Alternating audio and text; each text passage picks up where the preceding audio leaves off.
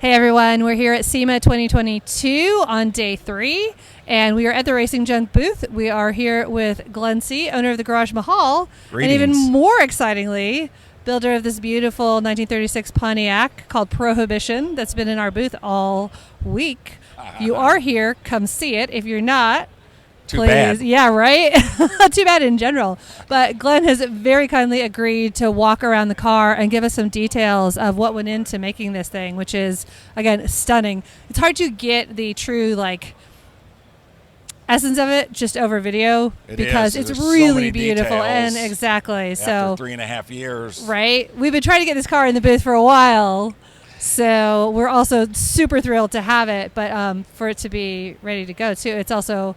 It's had some award recognition. It has. It's had a few awards. Yep. It's had a lot of compliments, and it's just been a phenomenal build for us, for the Garage Mahal. It's put our name on the calendars, per se. And I want to start by saying thank you to RacingJunk. We're thrilled. It's an honor to be here.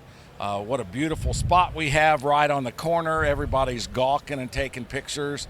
If I had $1 for every picture it was taken of my car, I'd be a millionaire. Right? But that's why we build them. Exactly. Well, we're not here for me. We're here for the car. We are. Start at the front and Let's take a look. Take some of the highlights. Yeah. Of course, the heartbeat of this thing is the Borowski LS engine.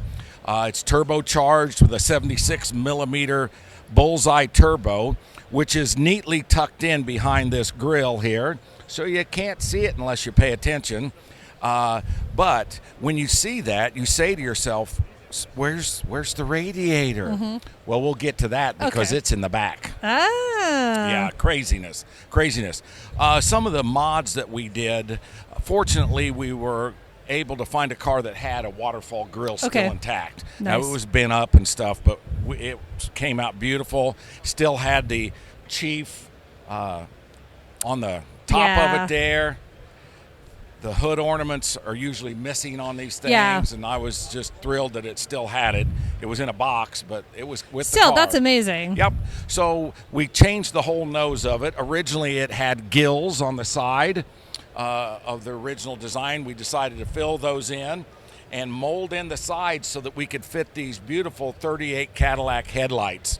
Now, there's somebody in this world of cars that hates me for taking a pristine set of 38 Cadillac headlights and molding them to my car. That's true. Somebody wanted them for their project. But I got them.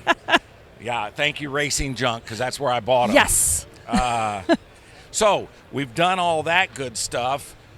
One of the big challenges we had is getting this Borowski motor cooled off. Oh, okay. We decided to leave the sides open for cooling. Okay. And then the real challenge came with 102 feet of piping. Oh my gosh, yes. To put the radiator in the rear of the car.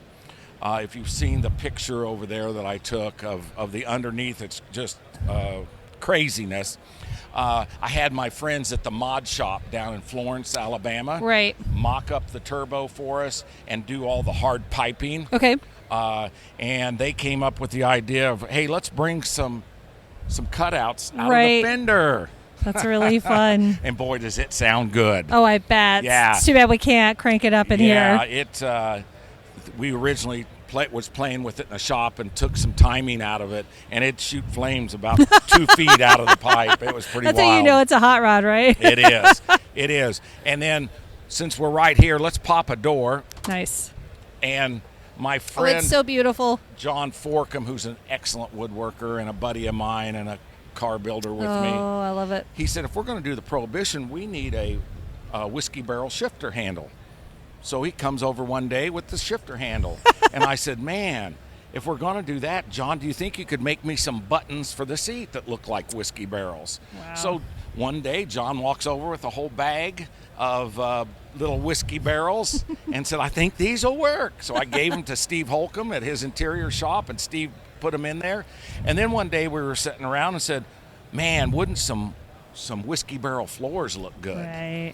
One day, John comes over, cuts some patterns, comes back about 2 days later with these floors, and they're just awesome. It's stunning. They are awesome. Thank you, John Forkham. Yeah, that's it. Steve Holcomb did do the interior. Of course, that's Moore & Giles leather. Okay. The most beautiful leather. That thing just smells up my garage. I love it. I'm going to miss it when it's gone. I bet. Yeah.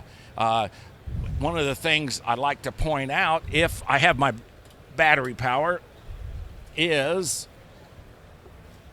Steve designed and built the first ever 3-dimensional headliner. Interesting. We're neighbors with Bobby Alloway. Everybody knows Bobby's stuff. And Bobby saw that and told Steve, I want one of those headliners. I bet he did. I said, you can have it after the Ridler. Right. Not before the Ridler. Exactly. So, yeah, he just blew it away with that 3-dimensional headliner. It was crazy. That's amazing. Yeah, he's a heck of an interior guy. Of course, it's riding on shot custom wheels those are beautiful. that they built for us, made to fit the car. Just not much space there, but but they it's work. still. Of course, it's riding on Air Ride Technologies lift system. Another one of the cool points that everybody asked me when they're at the show is, where's the taillights? You know, they usually stand back here. Exactly. But it's got such a pretty butt. It does. I didn't want to put a stanchion down there. Yep. So I had these 46 Chevy pickup truck turn signals, which usually go on the front grill, up on the fender. So I said, I think I can mold those into that body line. Oh my gosh. Very innovative. And so, yeah, just kind of, and if you're not looking for them, you don't see them. Yeah, absolutely. One of my buddies at the shop, Brandon Smith, he's a real airbrush artist.